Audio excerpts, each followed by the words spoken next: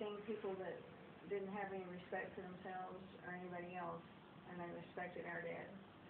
He was a man that truly lived and practiced exactly what he believed. He would have died before he took advantage of anybody. He'd help anybody that needed it. He'd give them the shirt off his back. And to give you an example of the kind of man he was, he had a lady in his church that her husband was an alcoholic. And Daddy didn't judge anybody. And he'd go over to see Jesse, and he'd go in, and Jesse'd be reading the paper and drinking whiskey, and he'd say, "Hi, Daryl, you want a drink?" Dad said, "No, but I'll read the paper with you, Jesse." And he went over there for weeks, and every time Jesse'd say, "You want a drink?" "No, I'll read the paper with you, Jesse." And one day he went over and Jesse said, "Hey, you never say anything about the Bible, how come?" And Daddy said, "Because God told me to wait until you ask." And he told Jesse about God. And 3 months later, Jesse died from cirrhosis of the liver. But my daddy brought him to God. Huh. And when he died, I had a picture of his boxing picture and a picture of his ministerial license up. And Samuel wanted to know if we could put a picture of Daddy in a suit up there because he thought people might be offended by the boxing picture. I said, "Well, I'll tell you what." I said, "Come over here and I'll tell you what my thought was, and if you want to change it, we'll change it." And so I pointed to the boxing picture and I said, "He went from that fight." And then I pointed to the ministerial license and I said, "To that fight." But he never quit fighting. And so Samuel decided that we'd leave it like it was. But when he died, they said that he governed his soul extremely well. And Parkinson's can sometimes make people get mean or use bad language or whatever. But you never saw my dad, and he didn't have the sweetest smile on his face that you have ever seen. And he chose not to let anything separate him from what he thought God would have him be.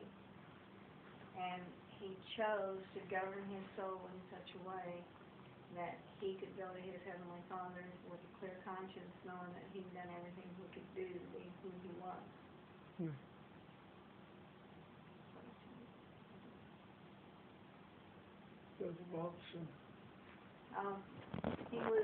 He was the light middleweight champion of the Pacific in World War II. And we have a little picture over there of a newspaper article. Here's a picture.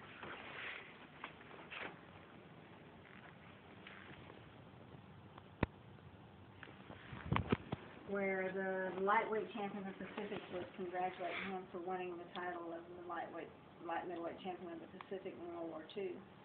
But in 1949, Daddy didn't know that they had put iron in his gloves, and a man died in the ring.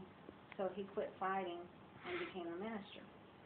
And we did have, I don't know where they are now, but we had some Police Gazette magazines where they predicted that had my dad kept fighting, he would have been the middleweight champion of the world. He fought over 100 fights. He won all but 3 of them by knockout. And people ask why God would let somebody like my dad get sick. But Daddy was an all-star, all-around athlete in every sport when he was in high school.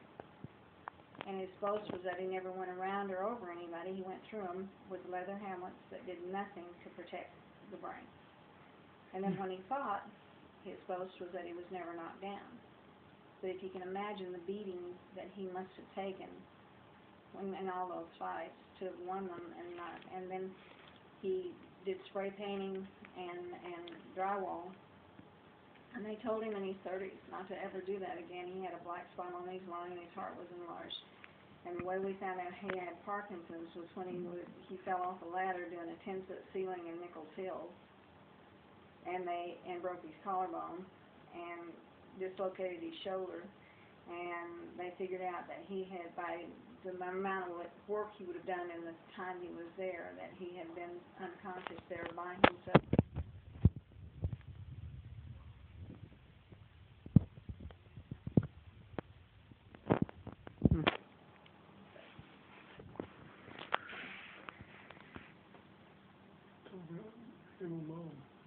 Well, our mom was really horribly abused growing up as a child, and she never dealt with that, and sometimes she had some real problems. And when Daddy married my mother when I was 3, he had custody of Eddie.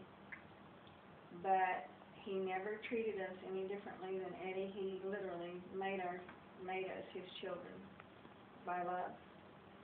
And when he died, my brother at his funeral said that there was blood and there was love, and love was much more important than blood, and that while a lot of people claimed a relationship to Daddy through blood, we were truly his children through love, and we were.